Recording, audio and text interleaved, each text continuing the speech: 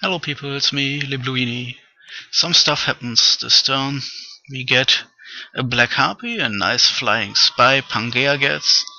We get some more Cits, and we captured Miglan itself. And wow, it took some losses there. Some of our mages dropped dead, even one of our expensive Harab Elders. And we lost nearly 300 of our 900 units, 1/3. On the other hand, we killed 19 enemy mages, 20 if I put that one into it. Priest Kings, Blood 2, Nature 2, strong. That one is not so strong. And of course I got the statue of the Bloody Mother, his pretender, and killed a respective amount of other units. You killed our god. Yeah, sorry AI, but there's not much left of you, so I don't feel like I should be concerned. So we get some unrest and we get tons of gams. Not too bad, not too shabby. And yes, now I remember what I wanted to do with those last mountain of pale ones. I wanted to siege down Yomon's now unprotected underwater provinces. Since Yomon is dead, all Yomon's units have disappeared into the ether, and so I sent the pale ones down to siege down their fortresses. Since I always slow as fuck, I only got this one down there, where I'm sieging with a minimal amount of units until I can get my pale ones down into the water. That's at least what I still remember. Well, let's take a look at how we destroyed another god. Sadly one under AI control, but well, them's the breaks. First off, I still have some mammoths here, and I'm sending them in as suicide squad, hopefully making them dead. Then there are wolves, not really threatening. Then there is this statue with Fire 9, Nature 9, but only Blood 2. That's a strange combination for a Blood nation like Miglan.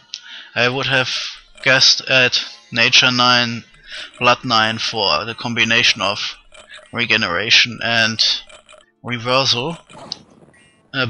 Damage reversal, that's something you can get with high blood magic. There's then a chance that your damage gets reflected back. For example, all my tons and tons of archers would have had a really painful experience if Miglan had still some sacred units left, and then all those damage numbers would have been partially reflected back to my archers, doing untold damage. But for some reason this player went with this still viable but not as crushingly good combination, and the combination of strength and firepower given by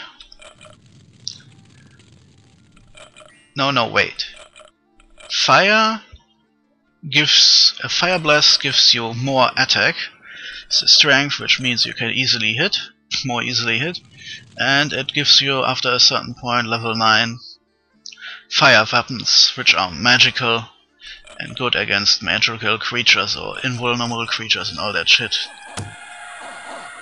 While Blood is the one giving you strength, but for Blast you need at least level 4 in a path at Pretender creation, and this Pretender obviously didn't have that.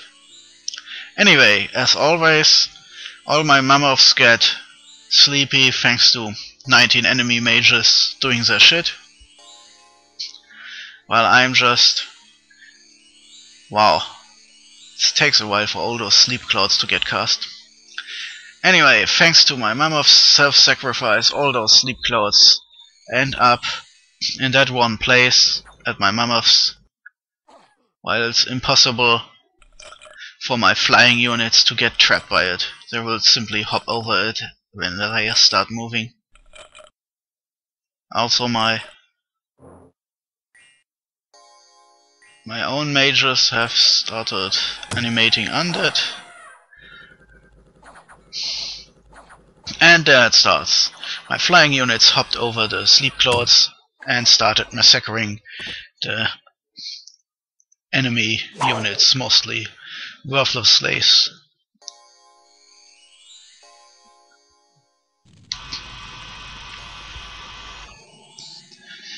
Enemy mages still do their best, but apparently they don't have the research or blood slaves necessary to use their blood levels effectively, so instead they're just casting Sleep Clouds and Breath of the Dragon.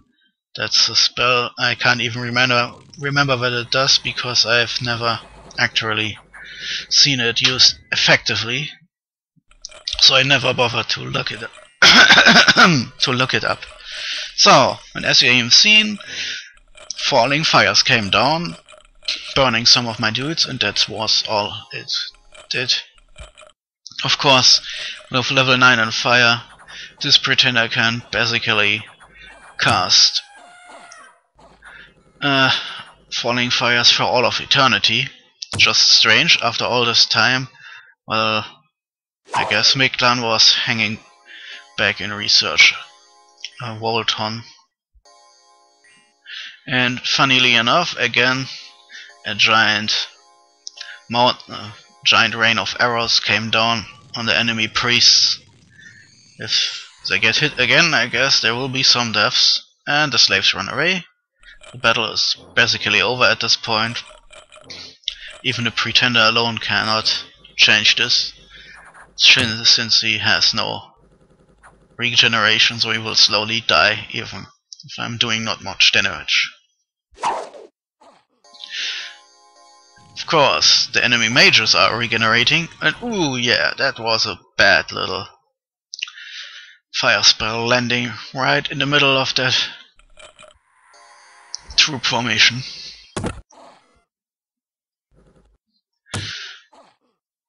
Jeremy Clarkson, you still have 230 hit points to go through, and my mages back on the other side. I've summoned tons of undead, but those undead are kind of stuck in my giant blob of archers and mammoths. My flying units of course have no trouble getting here, but they're getting only piecemeal here. Oh, finally, that was the rain I was waiting for.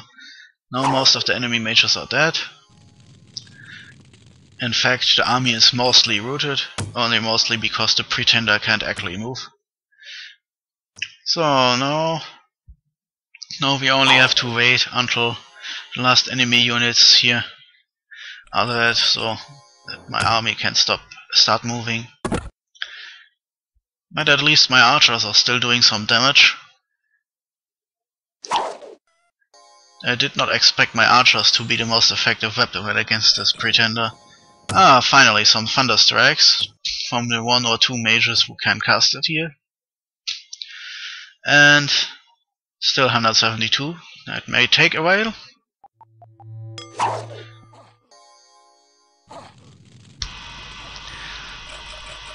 And now we have to sit through all my mages doing dumb shit, since their scripting is over, and the only ones who do actual damage are my archers.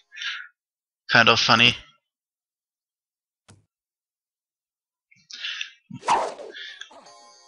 Are the mammoths still clogging everything up? It's kind of weird that this one guy is the only one showing up. Some low level summon.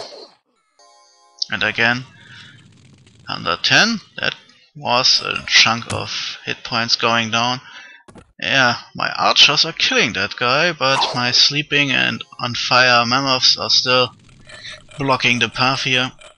Well, I had actually hoped they die there, and the problem would resolve itself. But that's what I get for thinking the enemy AI could actually do something sensible. Instead they just sleep clouded the whole bunch, which, to be fair, is a giant annoying pain in the ass for me.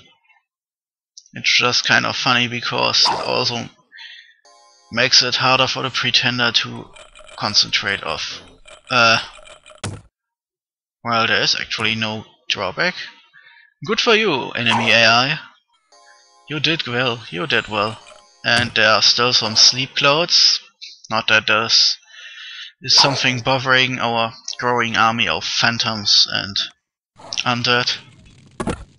Ah yes, in case you're wondering, if archers run out of arrows, then they will switch and attack with their dinky little secondary weapons. Which isn't too bad if you have something like bulky crossbow men with their short swords and stuff, but it's kind of dumb if you're flying flimsily built wing dudes do the same with their little daggers or stuff. Or maybe they're just punching them?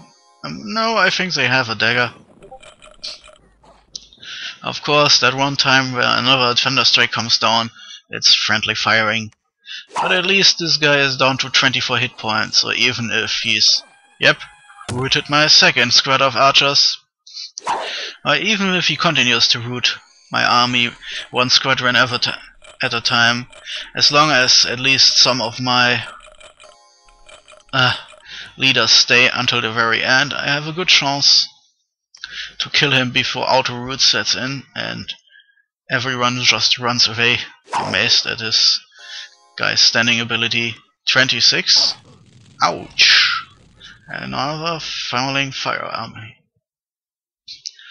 The ungood thing is... Oh, he is regenerating, no, just not that much. Ah, yes, I haven't seen it. He has this one stupid spell he can use in close combat to leech hit points from his attackers. So actually, my archers are... Oh, they still make progress, so leeching touch doesn't help as much as I feared it would. But still, slowly I'm running out of archers. He's still 18. Not many good hits. And wow, my own archers killed that poor mammoth. And he's down to 17, but at least he can't leech anything anymore. Because leeching touch doesn't work on undead. And that's everything I have left now. Well, technically speaking I have more units left, but my Iron Hail archers don't have wings, so they can't commit suicide here. So now the Pretender has to use fire against undead, which, to be fair, is effective enough. And I spoke to scene. At 9 hit points, some Iron Hail archers enter the fray. But he decides to burn them, which hurts, but at least it means he is now dead. 1 hit point left, and come on. He gets 1 kick in, 2 kicks, and then he is finally dead. Stabbed to death by what I think is a skeleton. That's an embarrassing end for a Pretender god. And that's it with this battle. Finally. Wow, look at the giant mess of units blocking each other. That's one of the problems you don't think about before you start a gimmick game like this one. Still, I take the win. Besides, most of the dead are Spirehorn archers, easily to replace. And since this is a maximum money gimmick game, I can also easily replace the lost Storm Guards. So, even though our losses are technically higher, I take this as a huge win. Especially since in every true Dominion game you have to account for the dead enemy mages. They are worth a lot more than your normal units for many reasons. For example, they can cast spells, you know. So anyway, 19 dead mages and a dead Pretender and a lost capital, and well, now I am reinforcing the battered capital, build my own temple and shit. And then, well, then it's against Bogoros, I guess, because Bogoros has eaten the western half of Mictlan, like I did the eastern half. So we are now basically one huge border from the coast in the south up into the mountains in the north, and then the north after that. Yeah, basically most of the game map is now a single border between Bogarus and me, since I have been expanding towards the south basically from the get-go, thanks to Garth and the Northern Mountains stopping me dead cold, and thanks to Pangaea getting that one chokehold in the east which stopped me, and of course thanks to one player in the south after another going AI and leaving me with juicy provinces for the taking. Anyway, the endless fight against AI is now officially over. Sure, there are still some Mictlan units in the water, but I'll just slap them around a bit while I preach down their dominion, and Pangaea is already there to take up some of the work. Potentially dangerous, but at this point I've learned that Pangaea is not really taking this seriously anymore. Some of the battles I've heard over IRC chat were just embarrassing. He basically stopped bothering with most of his scripting. He is basically burning out since scripting, especially in a gimmick game like this one, is torturous. It's not tedious anymore. We're still a step farther on the road to hell here. So anyway, Mictlan basically has only this one fort in the south, I think, and that's it. And Pangaea will take this one soon, and then that's another AI dead, and then only the living nations left. Pangaea, Garth, Caelum, and Bogarus. And since Bogarus is fucking huge and has tons of blood, he is basically even more dangerous as Garth. Because Garth just has tons of blood and vampires, but isn't fucking huge. So he is basically target number 2 after Bogarus is destroyed. In Pangaea, well, at this point Pangaea is huge, but that's about it. Some good magic and Pangaea will crumble down like a rotten cookie or something. Sorry, I'm not good at this. Anyway, now I'm redistributing some forces to be seen as less threatening, while I'm forging some magic crap and summon some more stuff for my inevitable grand invasion of Bogarus. That will be my Napoleonic invasion 1812, just towards the west instead toward the east. Hey shit, I made this joke and didn't even realize Bogarus is fantasy Russia. That's even better. Ha! That's even better.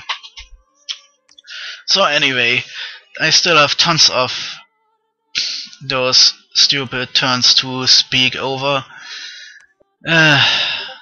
What's left to say for this turn?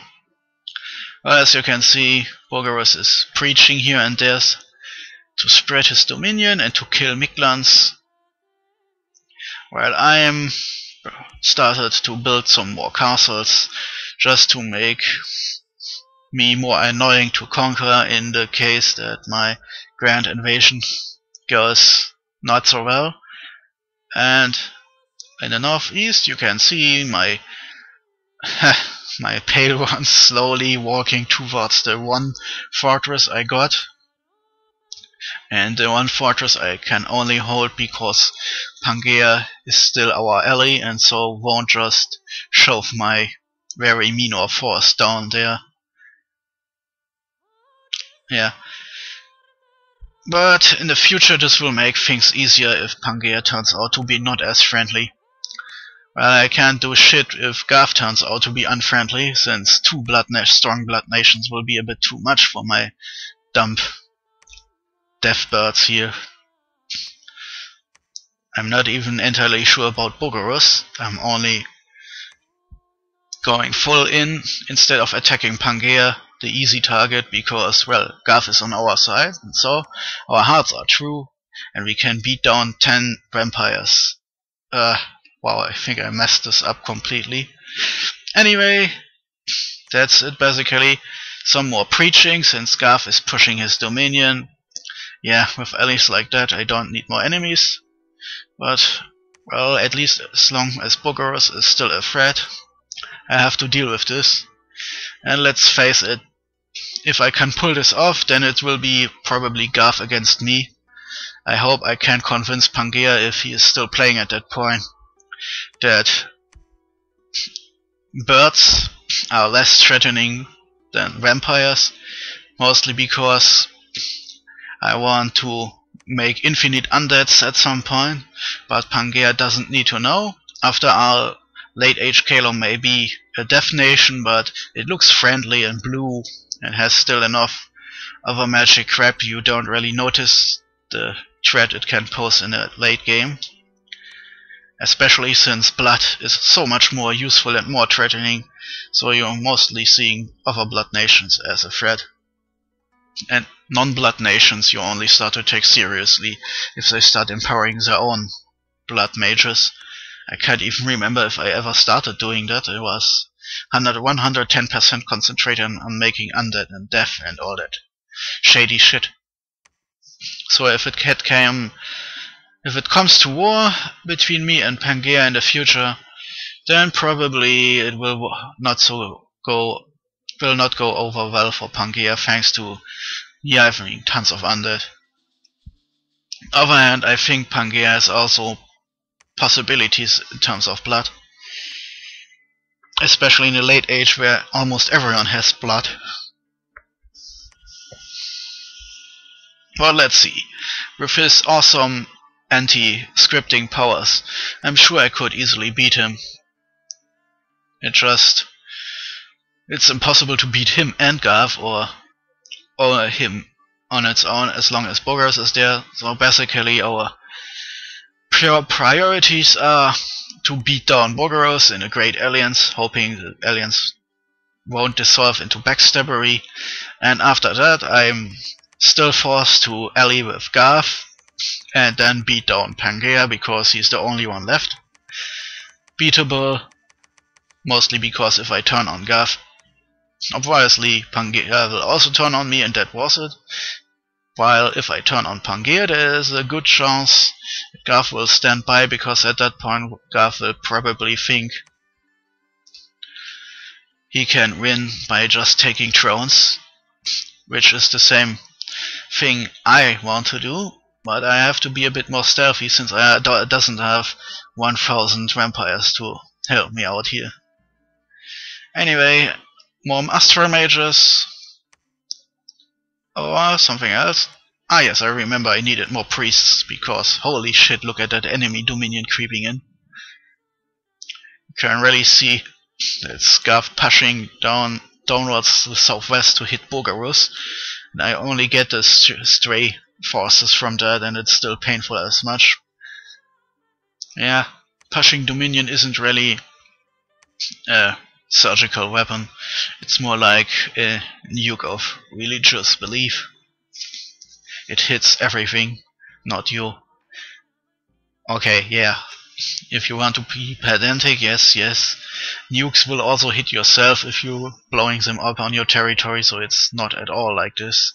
But stay with me here, guys. I'm not good at analogies and all that stuff. If I want to write something good, I need some time to think, and speaking like this over a video game doesn't really show my good sides. Still, impressively large, just hard to see since I'm so squished in from the north to the south. This keeps happening to me. Why do I have so much trouble expanding to the west and the east, and why? I'm always mostly expanding towards the south or the north. Seriously, almost every time I take Caelum, I have no trouble rushing down north and south, but west and east? Whoa, I'm getting blocked off left and right. Anyway, this turn is over. Until next time, I'm out.